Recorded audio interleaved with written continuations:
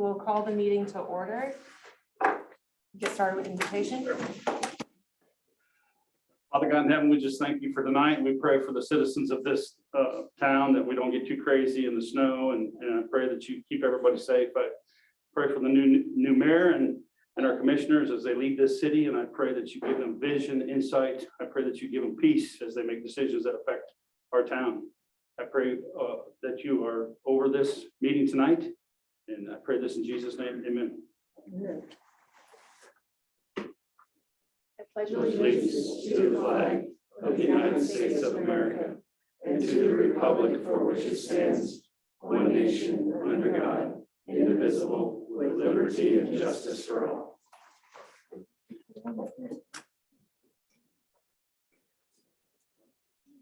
Are there any changes to the agenda? We do have one item that we're adding under action, and that would be for an acceptance of a deed over 330 West 6th Street. It may be on your printed version. I don't know if it got updated on the website.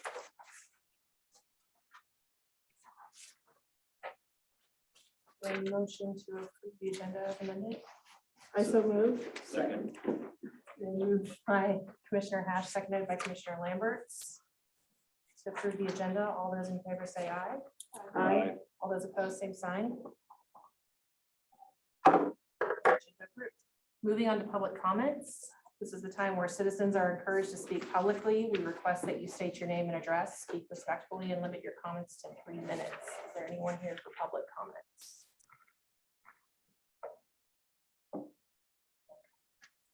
If not, we'll move on to proclamations. Presentation at the CMC Award to Megan Murdoch.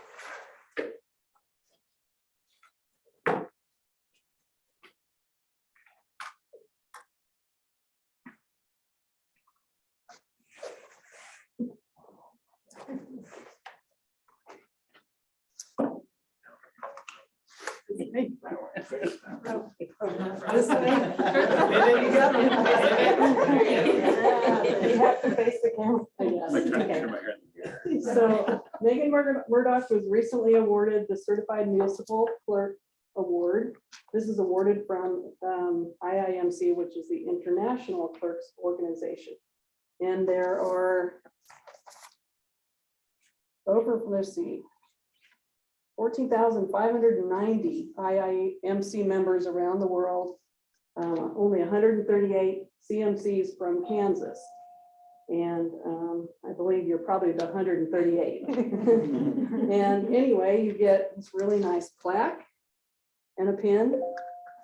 And I wanted to say that she's the third CMC for Concordia. Cheryl Lanu was the first one, and then I got it in 2012, and now Megan. And this program started in 1970, so we haven't had very many here. And so her next step, if she chose it, would be to get the Master Municipal Clerk certification. And when you get that, there's a lot more training. There's teaching classes. There's being members of boards and things. So should she choose to want to do that, she's definitely more than welcome to do that. So anyway, I wanted to congratulate her for this really great achievement.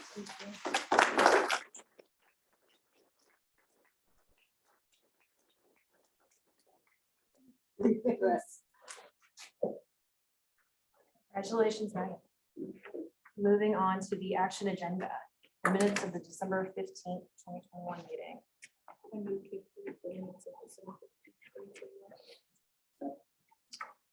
It's been moved by Commissioner Belden, seconded by Commissioner Wentz to approve the minutes of the December 15th, 2021 meeting. Is there any discussion? If not, all in favor say aye. Aye. All opposed, same sign. Motion carried. Moving on to appropriation ordinance number 24.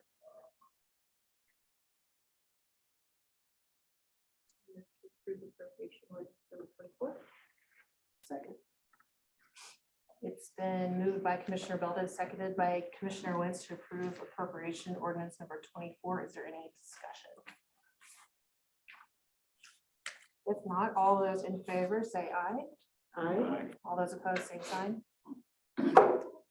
Motion carried. Moving on to the Board of Zoning Appeals appointments.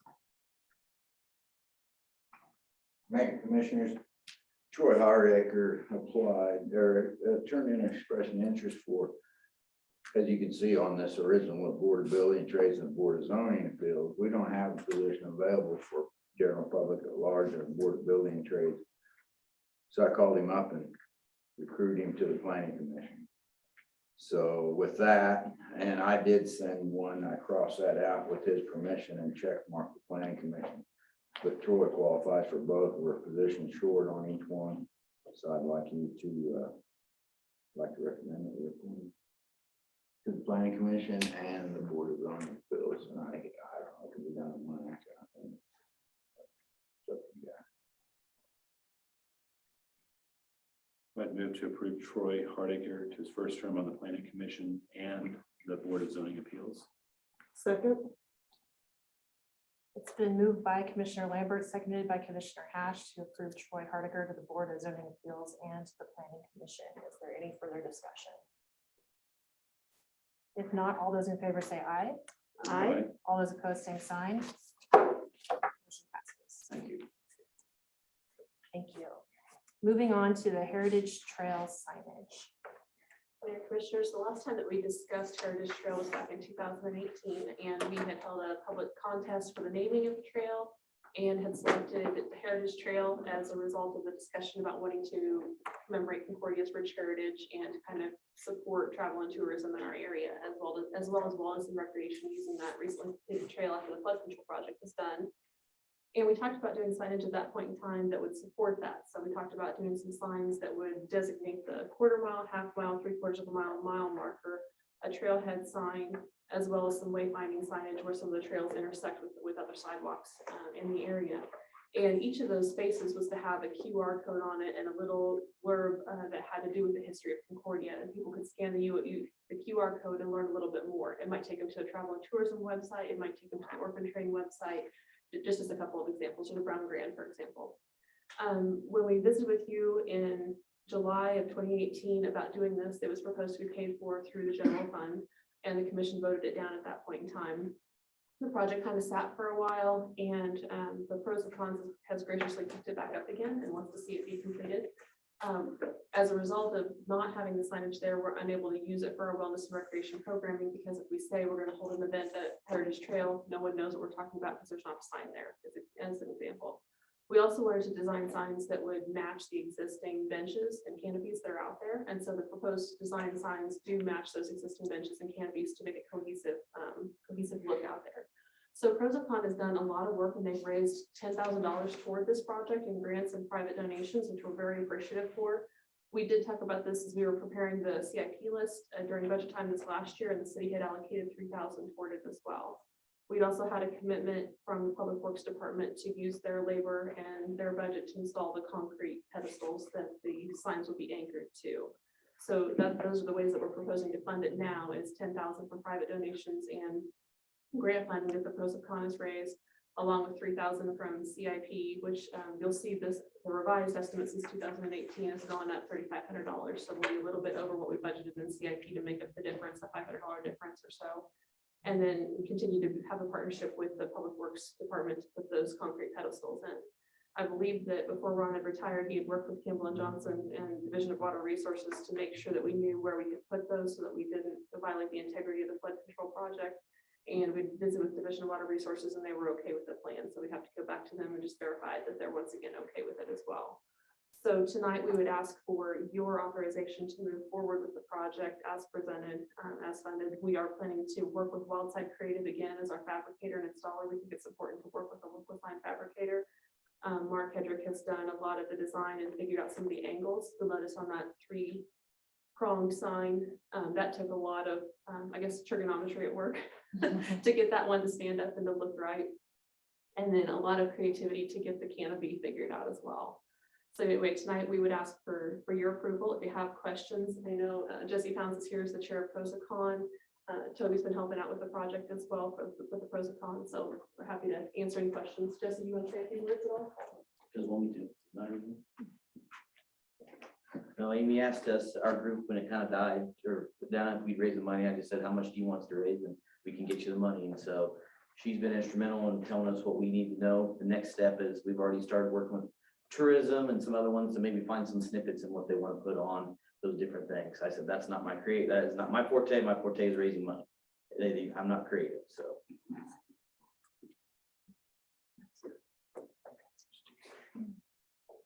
Part of the reason too, it went up, is steel was up 70%. Yeah.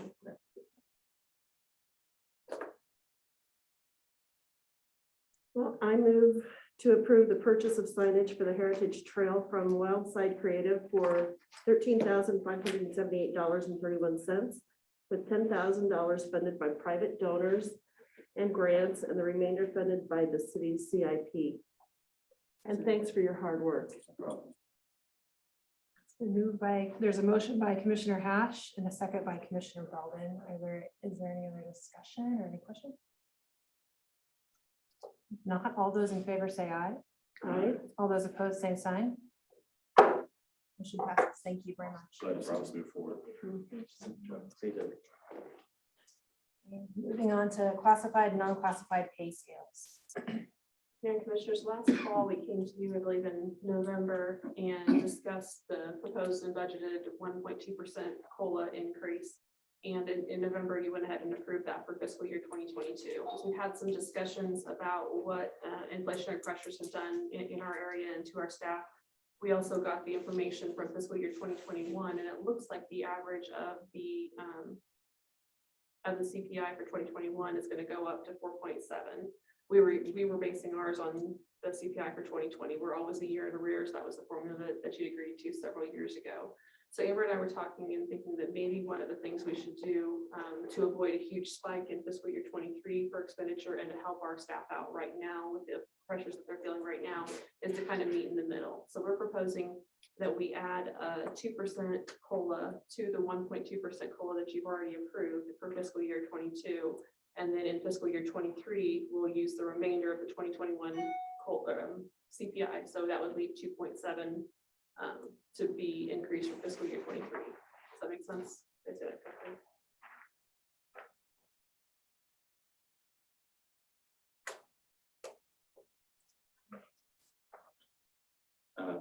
I would move to approve resolution 2022-21-27. Second. There is a motion by Commissioner Lambert to approve resolution 2022-21-27, a second by Commissioner Wentz. Is there any further discussion? I guess I did neglect to mention this can be done without a budget amendment. We've got some room in there, and it can be, it will require some use of reserves for fiscal year 22 because we were not budgeted, but we have enough in reserves so that should not impact our reserves for the next year. And then when we go into fiscal year 2023, then we can budget adequately for it as well. I think that's one of the benefits of having staff that do their jobs well, is knowing that there are some reserves to draw from. Certainly knowing that there can be some challenges in staffing positions anywhere, wanting to make sure that we're doing what we can to stay on top of this.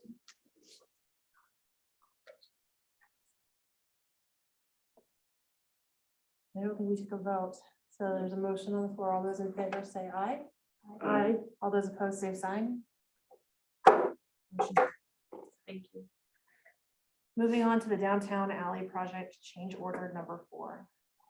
Mayor and Commissioners, we are pleased to report that project is done and complete and looks amazing. So thank you to Ken and Don and everyone, Jeremy and Ron and whoever else worked on it, or Wyatt Streetscapes for the work that they did, the persistence that they had, despite a lot of challenges on this. We did run into some final issues as we went through that west block. We knew that we would. So we do have one more change order with some different items. You can see the letter from Ken in there that kind of describes everything that's listed on change order 4. All of that is in your packet. We are asking CDBG if they will also approve and fund their portion of it. So hopefully we'll hear back from them soon. We haven't yet heard back from them on change order 3 yet. So they're a little delayed in their responses to us, but hopefully we'll hear that soon. And what we are also pleased to report is that because of the favorable original bid to this project, even with change order 4, we are still $80,000 under the original budget amount. So we are very pleased to hear that. I know that we probably will have another, not a change order to the contract, but another change order possibly with Campbell and Johnson coming forward. Because of the amount of delays, I think we were a total of 15 weeks behind by the time it all came said and done. There were some additional inspection times, construction inspection work and costs that were incurred by Campbell and Johnson.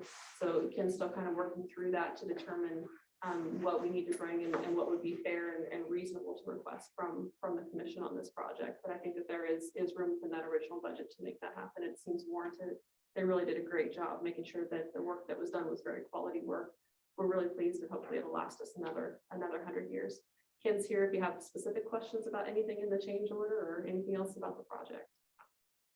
From your estimation from when it started, was it as expected for change orders, or did you think we were gonna go more than what we have? But we started with the major changes immediately, Right. and so our hope was that was it. Well, obviously, that was not true, so. What I look back at it now, looking at it, I don't know how you could have anticipated anything. Everything that was discovered was buried. So probably the thing that occurred, because it was 115 years since the sewer was put in, is all of that had been delayed and delayed and delayed and delayed. And the city had to repair and repair, and the utility companies had to repair and repair. We had to go through all that to get done. And we had estimated a 10-inch depth of pavement. That's 2 brick and 4 inches asphalt over the top. And areas we were 20 inches deep, because there were patches, and then there were patches on the patches. And so all that had to come up, and then we had to replace it with something because the pavement was only 6 inches thick. So then there was all the new dirt brought in to bring it up to grade. And so it seemed like when we started the last block, the dirt was almost perfect. And we thought, great, we're gonna have one block, we're not gonna have to put unsuitable soil in. Behind Feld camps, we had an area almost 80 feet long, 20 foot wide, that was just swamp. All the way to the sewer, 15 feet deep. All of that had to come out and be replaced. And it's a result of flat alleys, holes in the pavement over the last 100 years, water going into the ground. And we have a lot of silty soil, and it doesn't drain real well if it's enclosed, so it just sits down there. Now, with the way it's been completed and what we did to make it more suitable soil by bringing in new soil and rock, I think we're probably looking at long past your lifetime and my lifetime for sure, before anything has to be done, unless, heaven forbid, we start cutting holes in it. So Almost sounds like a guarantee. sorry, that I can't give. I know that we had the concrete company come to us the first week and said they were going to increase the strength of their concrete because they wanted to be able to stand behind the concrete lasting forever. And they did, and didn't charge the contractor anymore for it. So, yeah, I don't think it was necessary, but that was their contribution to try to help the project not to have to ever be done again. So.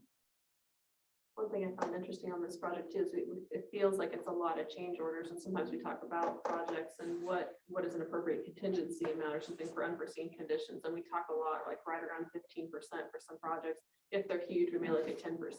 So right now with these change orders, we're at 14.7. So I think that's a good argument again for making sure that it's something like this where you're uncovering 100 years worth of unknowns. Contingency such as that is reasonable. I'm glad we were able to keep it within budget. It's very good. It's more than we wanted by a long way. It's the highest overrun I've had on project in 42 years. But the unknowns were unbelievable.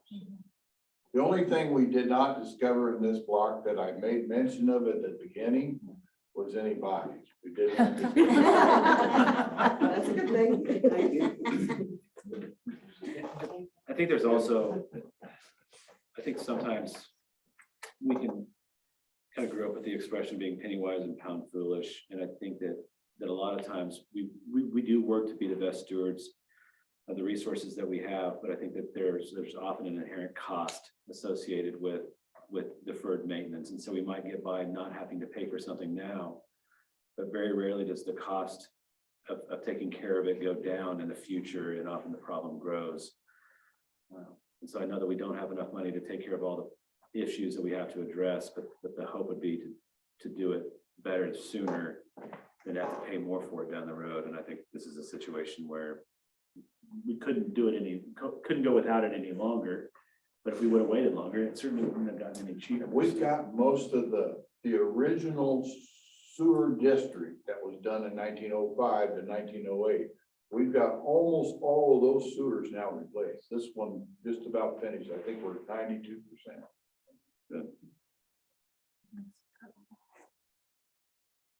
I move to approve change order number 4 to the downtown alley project construction contract with Oral Wyatt Streetscapes for $57,397.54.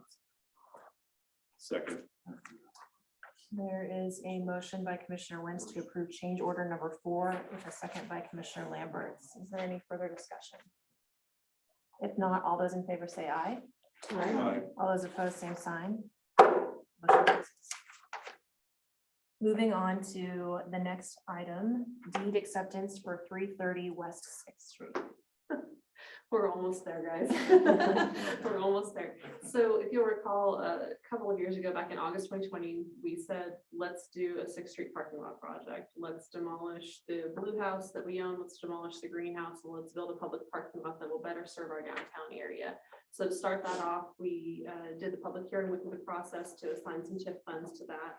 And then we worked to purchase the greenhouse at 326 West 6th Streets, which, and we ended up going through the eminent domain process because we had some failed negotiations.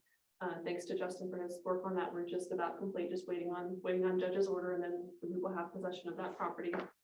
The blue house next door, the city already owned. And it was interesting going through the deed history there, as I was working yesterday to work on a tax exemption for both properties. Because once it's a public parking lot, none of the rest of our public parking lots we don't pay property tax on any of those.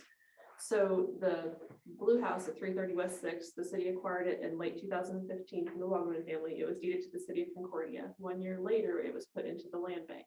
When properties are put into the land bank, they do not accrue property taxes, which is good. But the intent of that is a temporary holding spot until the property can be resold and put back on the tax rolls. Several years down the road, we don't have a buyer. The fire department's now using it for a training facility, which is good. They get to practice their rescues in a real life house situation without causing problems with anyone, so that's good. But now we know that that house is going to end up being demolished. And so it's no longer appropriate for it to be in the Concordia land bank. It's not going to go back on the tax rolls once it's torn down. So we need to deed that property back to the city of Concordia from the land bank. Once it's deeded back to the city of Concordia, then I can proceed with the Board of Tax Appeals application to get both of those properties exempt like other public properties are in the city of Concordia. So tonight I would ask for your acceptance of the deed from the Concordia land bank into the city of Concordia. I move to accept the deeded property of 330 West 6th Street from the Concordia Land Bank. Second. Motion by Commissioner Lamberts to accept the deeded property of 330 West 6th Street from the Concordia Land Bank. A second by Commissioner Belden. Is there any further discussion? If not, all those in favor say aye. Aye. All those opposed, same sign. Motion passes. No further business. We'll move on to manager's report. Mayor and Commissioners, just wanted to remind you about Local Government Day in Topeka, January 26th. If you'd like to go, I'm planning on leaving here that morning and we'll return later on that evening. It'll be a full day of events. We'll spend some time at the Capitol. We'll spend some time at the Manor Conference Center, hearing from the League Against Municipalities, listening to some awards of some essays written by some students about what local government kind of means to them, what their city, their home means to them. And then we will head home. So if you want to join me, please let me know. Also, snow removal, I would say, went well this last weekend, despite being short-staffed. And for those who aren't aware, we are severely short-staffed, so we really appreciate everyone in the community's patience with it. And just really appreciate everyone's efforts to get their sidewalks cleared in a timely manner. I know the postal service in particular really appreciates that, especially in those that were walking to school today. We really appreciate that. So thank you to everybody that worked hard to get that done. We're gearing up for the legislative session here to start next week, and one of the potential bills that we anticipate hearing a lot about is the governor's proposal to eliminate the statewide sales tax on groceries. We also believe that there will be a push for cities and counties to do the same. So for us, that would mean eliminating our 1% sales tax on groceries and potentially losing some of the revenue that we get from the county share of sales tax on groceries. So we're doing some research right now. We appreciate all of our local stores that do sell groceries. I contacted a lot of them here in the last few days, asking for some information from them that would help me calculate what that impact to our revenues could be. And they're all graciously obliging to the extent that they possibly can to help us figure out what that impact will be. So once we have the information, we'll share that with you, and then then you'll be able to help decide if we want to advocate in favor of that or not in favor of that. Obviously, if we lose sales tax revenue by this change, we would need to replace it somewhere or look at a potential cut in services. So those are some decision points that we may have if that push came. Right now, we believe that whatever's proposed in legislation is just for Governor Kelly's proposal to eliminate the statewide sales tax, not the city and county. Again, we just want to be prepared if there's pressure to potentially ask to remove the city and county sales tax on groceries. Questions?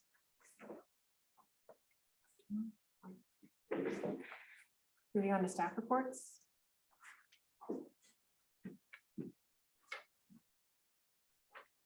So we'll give you an update on the storm damage that we've been dealing with. We've probably all seen all the damage at the ball fields. 140 feet of the new fence was down, 2 light poles, 2 dugout roofs, and then some other little stuff that we've got.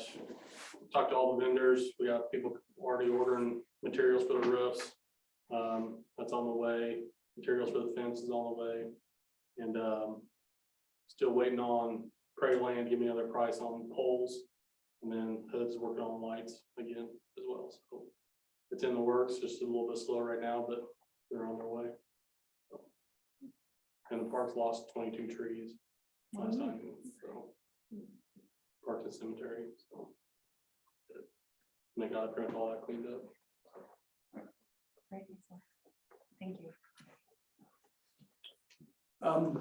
We are just about done. Our years-long journey with the house is almost complete. I knew what was going to happen with the holidays coming. I was really hoping that that order would be signed, and I can tell you that tonight and hold it up. The last order that needs to be signed is actually the order transferring the property. That was filed. The judge has been in hearings for the last few days. So I don't know if you guys saw, I was hitting refresh on my email, hoping that she had signed it tonight. She has not yet. Once that is signed, I'll make sure it's delivered to the Register of Deeds, and then it will officially be ours. I'll take care of the checks for the house, and all the other expenses have been requested. The money for the house has to be actually be deposited at the courthouse. And then what I'll do is essentially a friendly motion, just asking them to disperse those funds, asking the court to determine that he is essentially the sole owner, and then we will be officially done with it. So with the luck that I have, more than likely in the morning, that'll be signed. So, I can't tell you tonight it's officially done, but it's waiting. It's been approved by the guardian ad litem, who was the attorney who represented unrepresented parties. So everything's been ready to go. It's kind of all tidied up. We're just waiting for a signature, and then that property will be transferred and we'll be done with. It started long before our time, but I know it's been a couple of years been working on it. So, all right, thanks. Any other staff reports? And we'll move on to Mayor Commissioner comments and reports. Start with Marcia. I want to thank the street crew. I know Jim Metro was one of them, came by our house. Appreciate them cleaning streets as fast as they did. I do have a concern though. I've noticed downtown that the grates are full of leaves. And I don't know if they and vacuum those out. Or, particularly in front of like El Porto and that, and of course, then nothing drains, so freezes in the gutter. I know you can lift them up. Huh? I know you can lift them up. Maisie once dropped her retainer around there. Oh, well, they can clean them out. I should, that was years ago, but next time. Yeah. We'll get with them. And I publicly want to congratulate Megan on her accomplishment.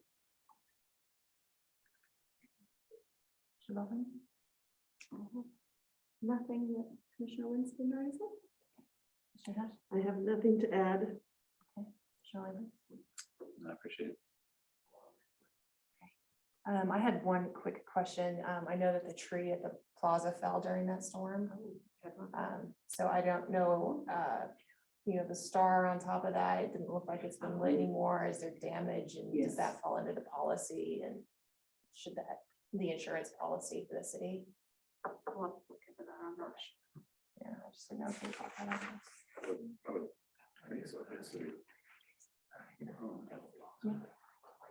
Just to make sure that that gets. Okay, with no other comments or reports, we'll move into executive session. I have a motion to move into confidential business. I move that the city commission recess into an executive session to discuss confidential business data or trade secrets of a business. KSA 754319B4 with Amy Lang, Justin Farrell, Dave Garnis, and Phil Gilliland in attendance and to reconvene in the city commission chamber 620. That work?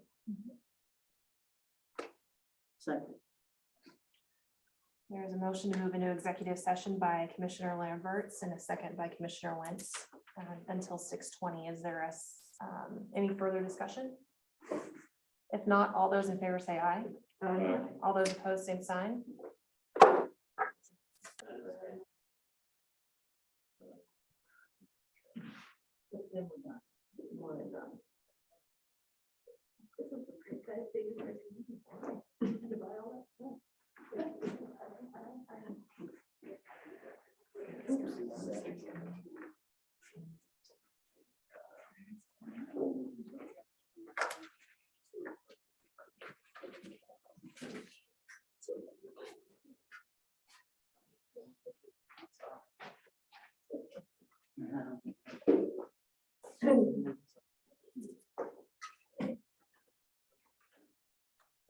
There was no action taken.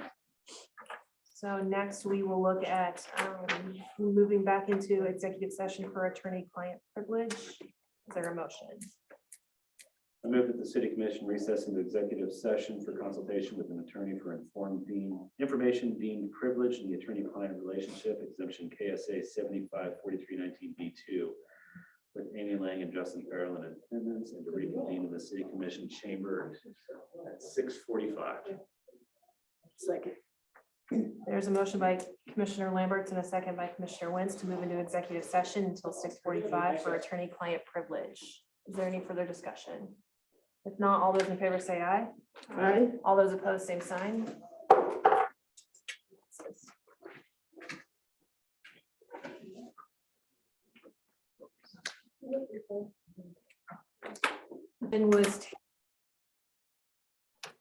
No action was taken. So now I would entertain a motion to adjourn To a study session. into a study session. Move to adjourn to a study session for the annual commissioner orientation. Motion by Commissioner Hash, a second by Commissioner Belden to adjourn into a study session for the annual commissioner orientation. Any further discussion? If not, all those in favor say aye. Aye. All those opposed? Adjourned. Opposition, I don't know what to do anything.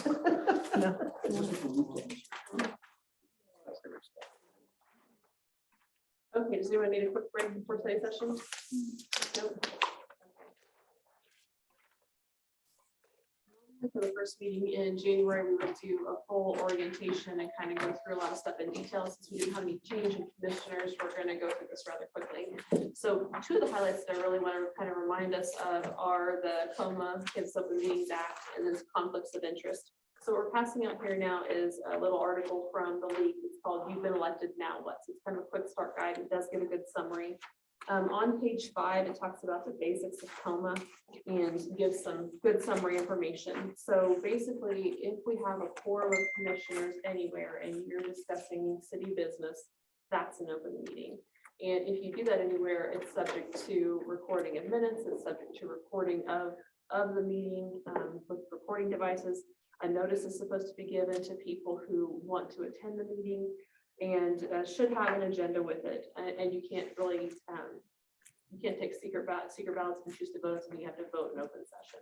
So we strongly discourage a gathering of 3 or more commissioners in one public spot or in any spot outside of this room. So that's why a lot of times when we have an event going on, we'll say no more than 2 commissioners, or if you all want to go, we need to know ahead of time so we can publish notice that city business may be discussed, that kind of thing. It's not a big deal. We just want to make sure that we're not violating that action. If we violate that, a complaint happens, and then we have to kind of explain ourselves. And so it's just best to avoid that. Questions on COMA? Any other basics I forgot? Nope, that's it. Okay. Conflict of interest is the next one. So as you're making decisions and voting in public meetings, it's important to note if there is any conflicts of interest. So that would be defined as if you as a commissioner gain from voting a certain way or the act or the resultant action of a vote of the commission.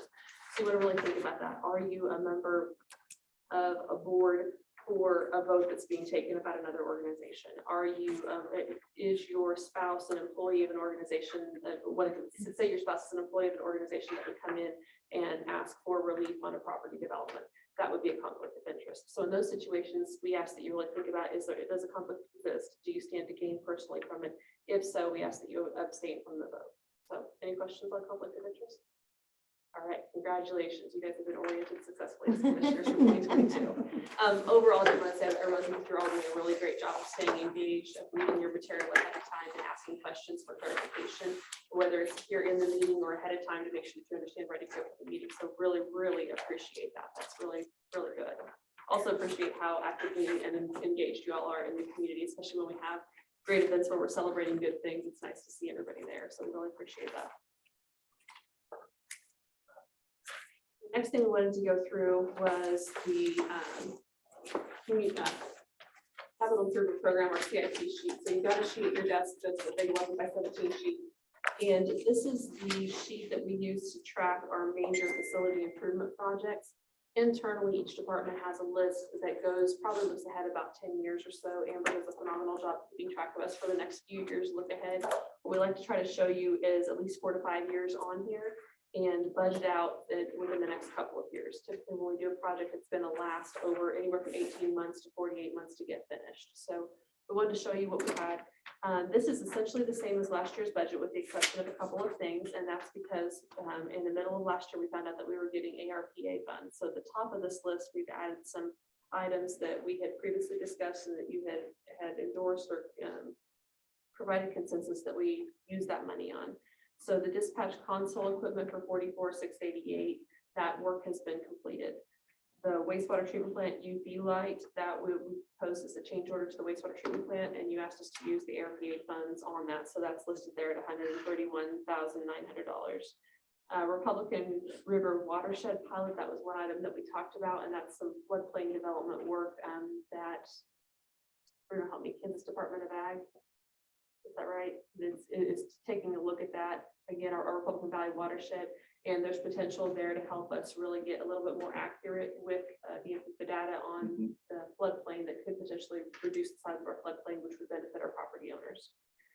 And it's one of the watershed projects were specifically listed as something that could be used for the ARPA funds, so that was kind of interesting.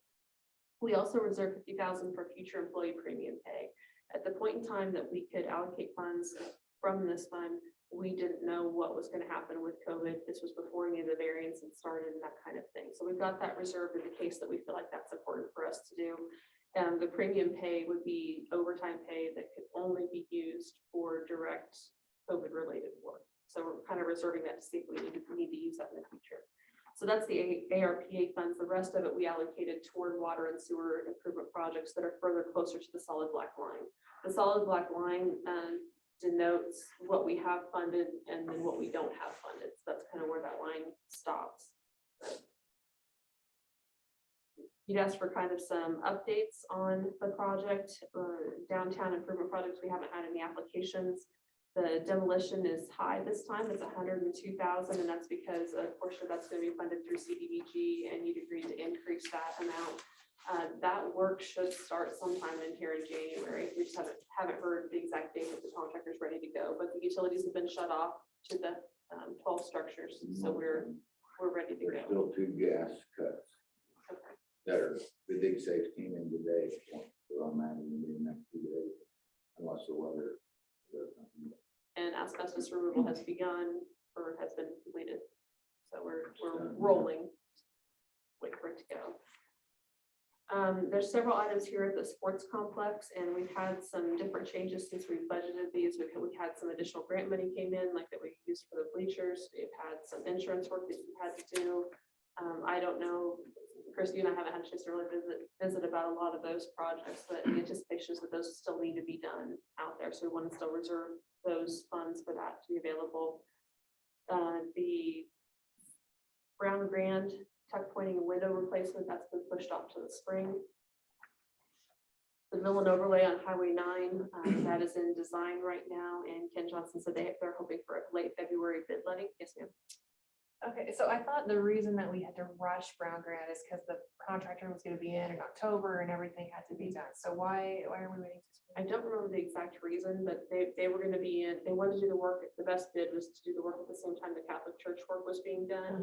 They didn't get to that in October, and then the weather turned in November, and they weren't able, they're pushing them off till spring too. So they'll be here at the same time that they did the Catholic Church work, and that'll be in spring. So that's the reason. But you're correct, we wanted to rush it through to get it to happen at the same time.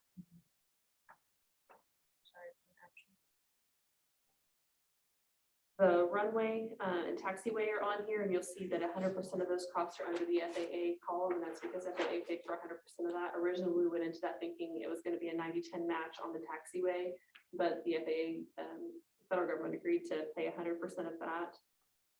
We still have 7,000 left to spend at the pool, and we're thinking that needs to go toward a sound system. We just haven't selected one that needs to happen. We're thinking for enhancement of the experience at the pool and to be able to help out with pool parties and announcements. It would be helpful to have a microphone that could be used out in the pool area and more speakers out around the pool area and on the outside of the fence. Right now, the microphone is stationed at the front desk, and there's one speaker that goes out toward the pool area and can't always be heard. And so we think that would be a good improvement at the pool. We just haven't got that done yet. We put some money in here for tree trimming, but we haven't really done that yet. We've got the 6th Street parking lot. We've shown that we've got 5,000 available or so in CIP for that, but the bulk of that work, and that's based on the preliminary estimate we got from Campbell and Johnson a few years back. The bulk of the money will be spent from the remainder of the TIF project fund, as you agreed on a couple years ago. We've got money allocated for a storm siren in North Development, which I believe is needed, especially as we see more development occurring out there, outdoor tornado sirens. I don't know, Eric can speak a little bit more to those needs if you have some questions there.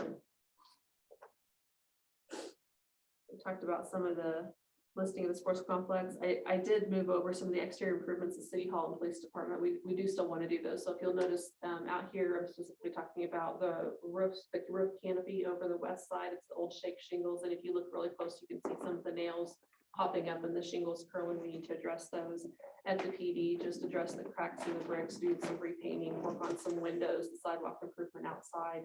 And that same type of canopy, just making it look like a good, inviting, professional place that it is. The inside looks great. We just need to make the outside match that professionalism. We've got money in here for the walking trail signage that we mentioned, the 3,500 in CIP, and then 10,000 from outside sources, which is what we just approved tonight. The housing study, 10,000 on that. We had it listed as budgeted to next year, so we may need to flip that over here to this year. Cloud Corporate committed money as well. I think we're gonna end up going over that because it was going to be 9,000 more than what we had first not 9,000, 6,000 more, I think, than what we planned on. I was thinking it was 24? 23. 23, 24, I can't 23 remember for sure something. now, but yeah, a little bit more would need to come out of here than the 10,000.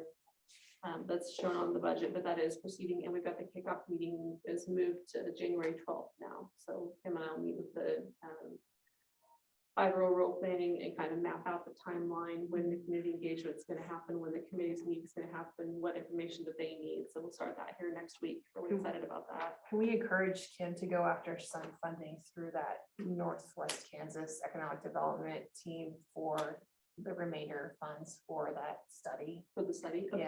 Yeah, Yeah, and or community foundation, since it is a community-wide project. okay, yes, I can do that. It's Yes. already primarily funded through. Majority of the funding is there. Oh, yeah, so just a little bit more, that would be nice to see some partnership there. That'd be really good. Yes, we can do that.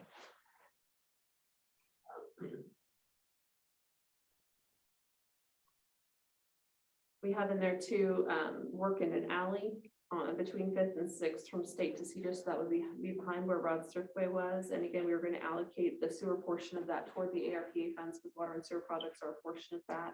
And then the last one above the line is a new executive hangar out at the airport. So recall when we did the runway, we said we're doing this to bring larger planes in.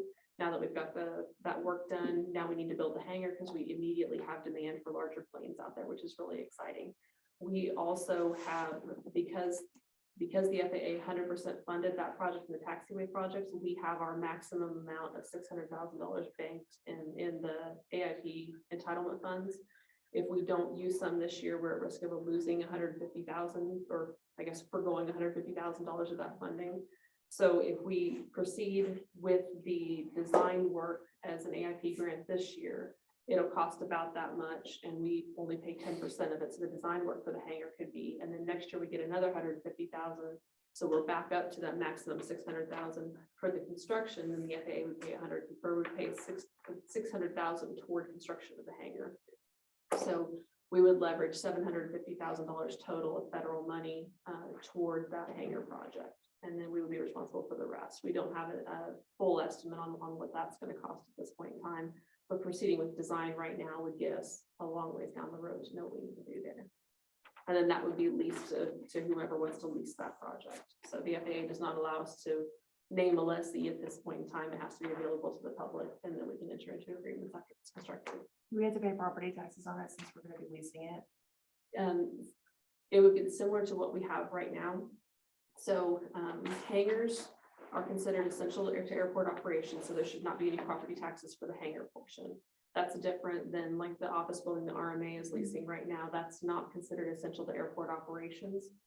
The airport is actually essential to their operations, so property tax is charged now on the RMA building, and those are paid by the city, but then it flows through an invoice back to RMA, so they ultimately pay the property taxes as part of their lease agreement.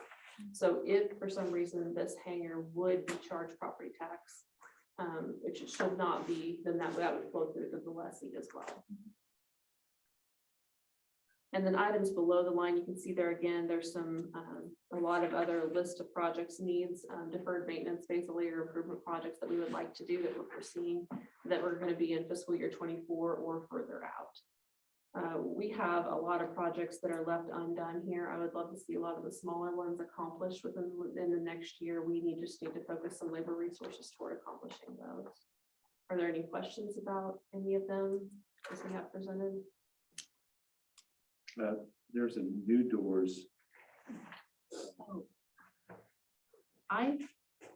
Guys, this was Ron's ask. I know, I did ask him when we were making this for budget, and I cannot remember again. New doors for what? It says on On the storage storage. building and repair front between doors. I think that's on Down in- the shelter house, isn't it? Or is that in the city It's shop, it's, The old shop. yeah, Yeah. it's not the old shop, it's we call it the new building out back, but it's 28 years old. It's the doors. Less old shop. Like the new No, school. it's not that. It's just doors, Okay. garage doors. Yeah. all Shop garage. storage building. So it would be a great win for the new public works director as soon as they're hired. map flipping applications. Any other questions on anything listed here? And we'll take a look at this again during budget study session in detail too, and hopefully we'll have several of them further along at that point in time. So, I know, we're all, the GIS street signs. Where are we in that process of the GIS? Where we're gonna be adding layers to our GIS on a somewhat annual basis. We've not done anything since I've been here with that.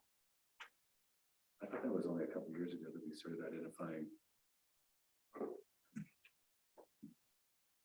We identified a company that was going to first look at the sewers, and that was the first year. And then the second year, there was gonna be something else. Well, they're on there. What is on Yeah, there it's now? Midland GIS. Yeah. Is the company, and we contracted with them to do initial work, and we did a lot of work to help them with manholes and stuff. And they mapped our storm drain system. And our sanitary sewer. The water is more difficult and more expensive. We did have an initial price, I believe, to map that, but it's a matter of home. But your floodplain's on there. Yeah, all that, that was zoning. easy for them to put my stuff on. So But to get the underground stuff, that takes quite a bit of effort and satellite work with the survey work. So we have zoning and floodplain, we have sanitary sewer, we have storm sewer, but we don't have water. Is that right? And again, the GIS street signs, that was a Ron request. So we get that done, and I think the reason for that was eventually there was a desire to go to a different style, and so if you had them GIS, then you could track where you were at in that process. So like, for instance, if you had downtown having kind of a cute decorative style, and then the rest of them, if you went to the taller letters on the reflective signs, you would have that to track that. The other reason was so if you ever got leveled by a tornado, Oh, we know where they were at. locations on where they're supposed to be at. It seemed like that we were, and I think that it would be wise to do so if we could, but that we would have a fairly comprehensive GIS map of the city. That then the idea would be, if we're working on a project at some point down the line, we wouldn't have to guess. We would have a good pulse on where all these things were. So we could. And I mean, it feels like it was only a year or so ago, but. Now, it's been 4 or 5 years. So at budget time, we want to add, sorry, are you suggesting at budget time that we add GIS of the water lines on there, fire hydrants? I mean, I think looking at what it would cost or what would be the next reasonable step, and if it's worth incorporating into the budget or not. But that it seemed like it was a worthwhile project that as things have come up, it just kind of, we weren't ready to pull the trigger, we weren't taking the next step, but where are we in the process? What would that look like? What are the next? I don't think that there's a necessary order that these steps go in. So what if any would be good to keep things moving to where it's not kind of a project that. I think other things came up to where, I mean, I wanted to do the downtown water mains and the streets, and that just got pushed to the side and pushed down the road. And it was, I think, like $45,000 or more just to do the water side of it. I remember it being fairly, I mean, it's not cheap. There's a reason it's on the to-do pile instead of the to-done pile.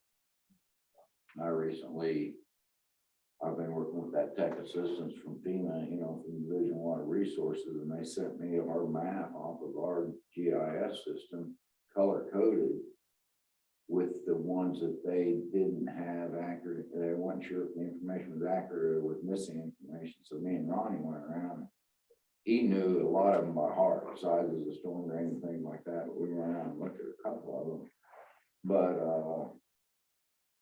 the other problem with the GIS system is that our map, our overhead photo is the exact same one that was taken when it was initially set up.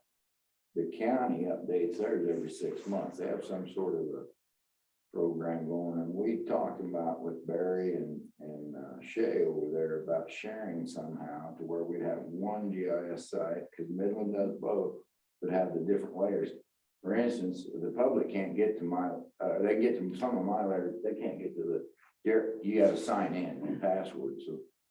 But we think it'd save money, and plus we would have the advantage of having, it would be a win-win for both of us, but nobody's ever really sat down and discussed how that would happen, how it could happen, and I think we'd have to have a Midland representative there.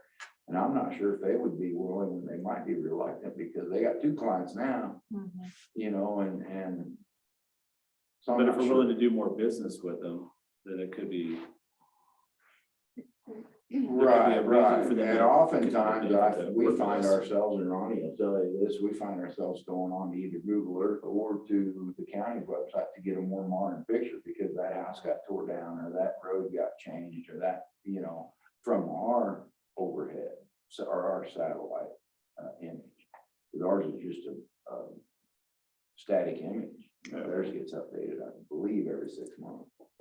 And you can really tell the difference after a few years. Oh, sure. When you're looking at a certain area or something. So perhaps we could go through and have some conversations with Midland and get some estimates for that, so that we can include that in budget discussions. Sure. Any other questions on CIP? On the hood park lighting, is that just updating what we're adding, like the 50,000? It's to give me a remote. Uh-huh. So you're gonna do like 90% of that? I think that was over the basketball tennis court area, right? That's the only lighting that's on the park. Okay, so similar, wanting to take care of Hood Park, similar to what we did with the city park. So there's a room on here for resurfacing there, and may not be the same solution as in city park, and then also redoing the lighting. So that, yeah, So better lighting. and the city park, it was about 45,000. So we estimated a little bit higher, knowing that inflation happens and be a little bit down the road. I think I checked, I don't remember. Oh, we were talking about there. The fence at the fields, is that not fencing that just got Southeast. blown away? Yeah. That's. It says southeast field and Stanton field. Isn't that fencing that just got taken out? That was an idea that I think this came in actually my first year of extending the down the line fencing on those 2 adult softball fields, instead of having them open, or connect the dugouts to the outfield. Yeah. And close the actual field more. I don't know for sure if we're gonna do it. I'm not real high on the idea of that, rather have it open. That's okay. I just thought it was just the fencing that just got tore down by the wind. or It's something. the adult softball fields. Okay. Thank you.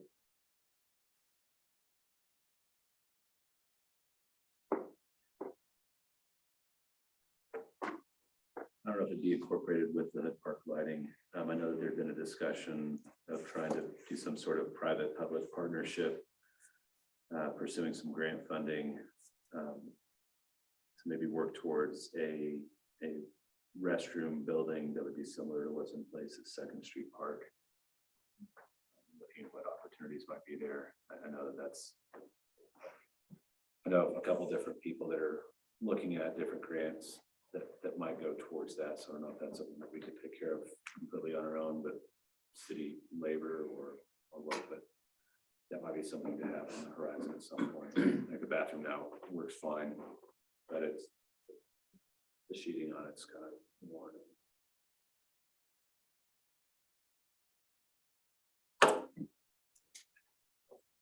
Anything else on this list? Okay, and we'll review that again at budget time and kind of in more detail and do more updates and see where we're at with things. The last thing on our list for study session tonight was to kind of review priorities. So you'll see in the commission memo back in 2018, we looked at what are our priorities with respect of having the whole community in mind. If we had to have some priorities, what we need to do for the community.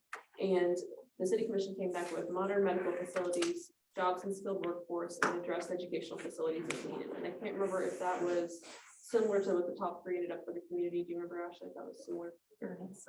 Pretty similar. So some of them are ongoing, modern medical facilities getting addressed. Then we drilled down a little bit closer in 2019 and 2020 and asked the city commission, just for the city of Concordia, what are your priorities? What do you want us as staff to focus on? What do you want that CIP sheet to reflect? What do you want policy discussions to be around? And for both 2019 and 2020, we listed increasing the tax base, maintaining infrastructure, facilitating an environment of collaboration and cohesiveness, addressing blight and housing as our priorities. In 2021, we reviewed them again, made some slight adjustments, and said we needed to facilitate growth from within, address blight, housing, and maintain infrastructure. So my question for you tonight is, thinking about these, do we want to keep them the same? Do we want to make some adjustments? Have your priorities changed? Are we moving in the right direction? What do we need to do?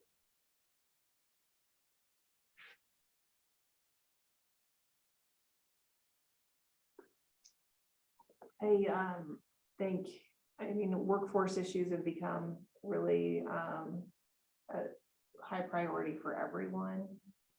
I don't know how we as a commission really address that except for, I don't know. Implementing or thinking through a lens of everything that we do, every contribution we make to other entities. Is this something that will encourage the migration of a skilled workforce? Are these policies that are going to recruit people who are going to enter into our workforce to live here? I wonder yes, I think that's, how do we create that lens? Yeah. I wonder about knowing that a skilled workforce, knowing some of the positions that we have, what are the opportunities that we have? I can say this because I wouldn't be responsible for following around. Can we engage the support of some of our vocational education programs to where we have some students maybe that are able to not just have as summer help, but to have throughout the year as job placement or something like that, where they can be working on some of these things and having some sort of opportunity to work for the city as a student, working on some of that because they're obviously jobs that are hard to find. They're fairly important jobs. I appreciate all the work you want to do. It's nice to be able to have a toilet that flushes and confidence that the fire department's going to show up if I call them. Bruno, you're kind of more of a challenge, but I do value. So I don't know if that's something that we could do that would also tie into, because I do believe while the bond was not successful this year, there's no doubt that something needs to happen. And I want to be supportive for the right project. That the right project is one that's going to be successful, and then that still is very much a priority of our community. That we still need to support our schools, even if the facility improvement project isn't there. Right, but I think that yes, however we continue to support that, but that educational facilities, just as modern medical facility was on there, what can we do as a city to help support that process moving forward? This effort was not successful. What can we be part of a solution that would present a more successful opportunity? Because as people come to look at our community, just as they want to see a modern medical facility, they're going to want to see fairly updated educational facilities. So I think that there's different ways that we can support that. One would be working with students to help funnel in this skilled workforce, that we can also support them in their effort moving forward.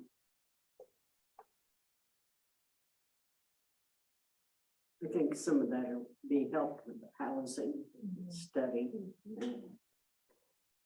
Getting a decent place to live. You're a professional person, you aren't going to come. Yeah, I wouldn't mind moving up housing on that list to be maybe even number one for 2022. Is focus on housing.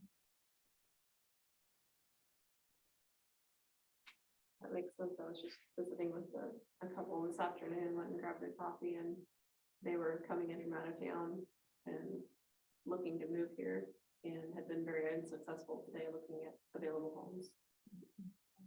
So I think that in 2 words, 1 stone, I think that with moving housing to the top of the list, I think you could almost make a subcategory not only of addressing blight. So not just community blight, but also some of what we're working with the demolition project and focusing on taking care of what we do have while also looking for opportunities of what we can put in here. Both of those would address the general, would be components of what I would see as being our housing needs. I understand that there's other aspects of our community which need to be addressed in terms of blight, which should still be a primary focus. Cleaning up what we have and figuring out what we can do to make more.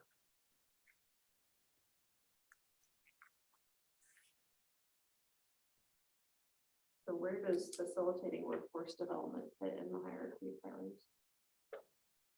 I think that would be helping to facilitate growth from within, actually, because our folks, in order for them to grow, they're gonna have to have employees. So maybe that's a subcategory of that. Of housing? Or- No, or of facilitate growth from within. It's the workforce development Yeah. underneath that, okay. Yeah. Would that be number 2 then this year? I think most of your department heads would say yes. They probably want it as number 1. And so then Chuck, were you saying under housing, like create a category 1A that would be address blight, or do you want to keep address blight as its own category? I mean, the reality is, wherever it is, I don't necessarily, it's not as important for me where it is as long as it's there. Because that is an issue. We can put it under housing. We could also have it under maintaining infrastructure. We could also, I mean, there's a lot of different places where it is, but there's a lot of stuff as we're learning about. If we wait 110 years to reduce something, it's going to be fairly significant. So if we can stay on top of things, that's part of addressing blight, taking care of what we have. So again, I mean, I really don't. I know that doesn't necessarily do well for a highly organized person, but it's more convenient for a person who's far more abstract in their thought process, just to have it on the map. But it's, yeah, because it's not just residential blight, but that's a part of it, but we're also looking at the housing study and what can we do moving forward, fostering that development.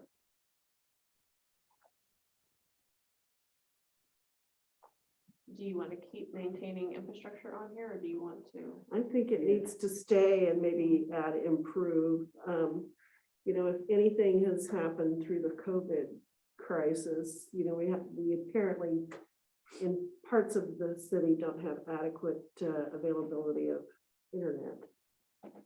So, I mean, and that's not gonna go away. That's just, Elon's gonna say that.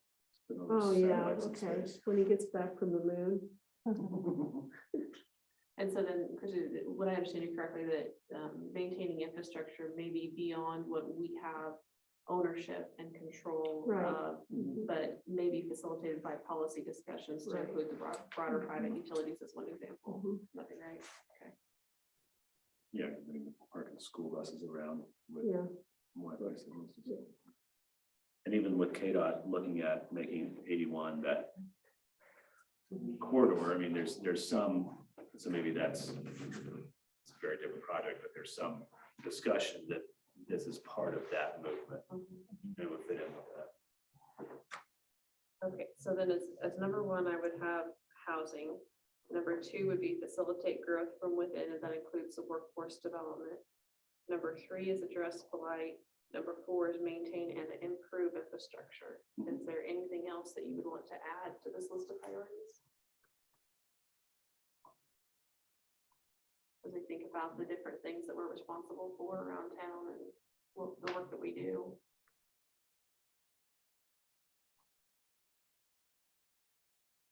Or are these sufficiently broad to really cover the policy and the physical work, daily operations and future planning?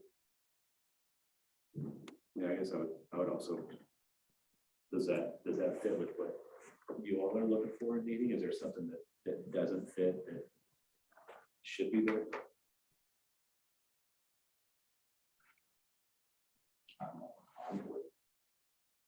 Prioritizing the blight housing, because that's my kind of little niche in life, but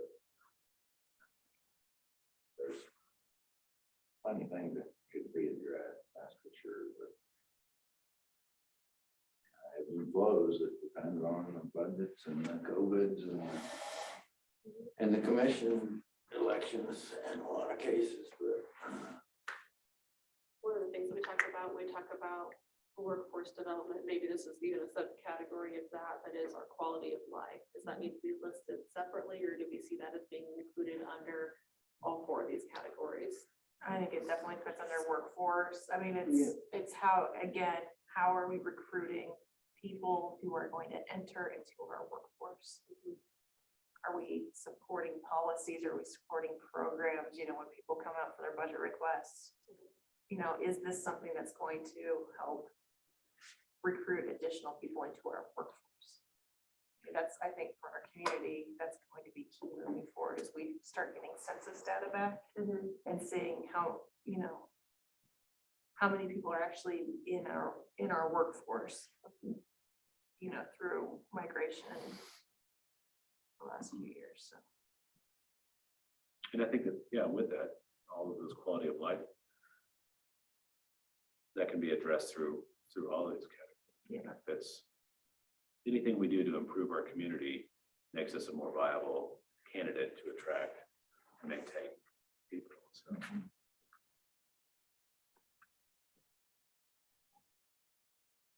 Any other discussion on priorities, or do we think we have it pretty well nailed down for this year?